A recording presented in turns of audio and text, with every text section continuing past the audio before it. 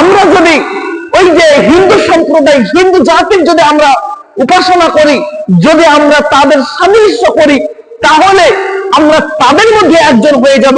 তাহলে কথা হলো যে এই রাখি বন্ধন, এই রাখি পূর্ণিমা, এই এই রাখি পূর্ণিমা উৎসবটা কাদের? ওই হিন্দুদের, ওই হিন্দু সম্প্রদায়ের মানুষের। তাহলে যদি আমরা ওদের সাদৃশ্য করি, আমরা যদি ওই রাখি বন্ধন উৎসবটা পালন করি, তাহলে আমাদের তাদের সাদৃশ্য করা হয়ে গেল। তাহলে আমরা তাদের মধ্যে একজন হয়ে গেলাম। আর যদি আমরা তাদের মধ্যে একজন হয়ে যাই, তাহলে আমরা কাফের হয়ে গেলাম। অনুরোধ করে বলছি, এই রাখি পূর্ণিমা উৎসব বন্ধ করুন। মুসলিম উম্মাহ যদি আপনি হয়ে থাকেন, এই রাখি পূর্ণিমা উৎসব যদি আমরা পালন করি, আমাদের মহা বিপদ আছে আখিরাতে।